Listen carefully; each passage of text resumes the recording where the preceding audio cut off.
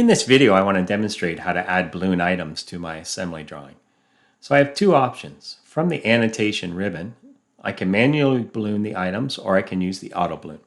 So first I'll demonstrate auto balloon, and then over here the auto balloon property windows will open up.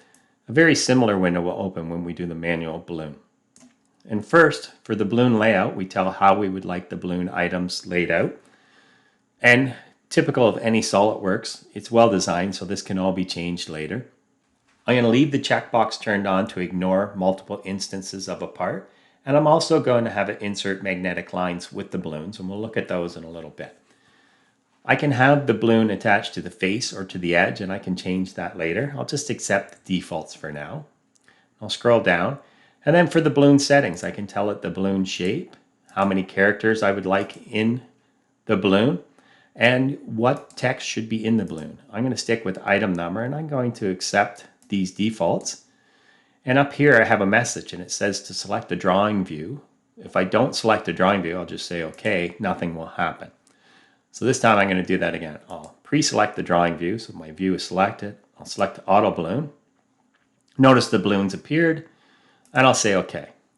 So here are my balloon items, and if I click on one, this is the magnetic line that was automatically inserted, and I can drag it around and change it and help neaten up my drawing. I can also click a balloon and drag it off a magnetic line, and once I click away in white space, the magnetic line will go away. I can also select a balloon and drag it back onto the magnetic line, or if I take it off, I can grab the magnetic line and get it close to the balloon to have it picked up. The next thing I might want to do, if I'm not happy with one of these that's gone to an edge, I could select that balloon item. I'll just zoom in here, and I can grab this grip and I can switch it to a face, and the style will update according to the standard. So I'll fit this to the screen, and that's how we use auto balloon. So I'm going to delete these. So I'll select the balloon and push delete on my keyboard. I just have 4, so I'll quickly delete them. And this time I'll manually balloon the item. So I'll select balloon. Again, I set up how I would like it to be. I'll just accept the default characters for now. And then I come out and I select the object and I click to place the balloon.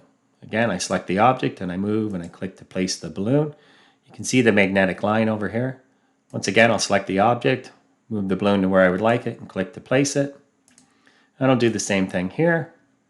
And then I'll say okay. As before, because they're balloons, if I don't want them to a face, I want them to an edge, I can just zoom in on the one I want, grab the endpoint, move it to the edge, and it will change to the arrowhead. When I select the balloon, I also see the magnetic line over here. I can grab that magnetic line, and I can get near these balloons and they'll snap to it. And they'll be equally spaced on whatever angle I put that magnetic line. I can also add another magnetic line if I wish, so by activating magnetic line, click to drag it out. I'll say okay. And then if I select the balloon item, that magnetic line will show up, so I can snap that to it. I'll just fit my geometry to the screen. And this is how we can add balloon items to our assembly drawings. In the next video, we'll look at how to add a bill of materials.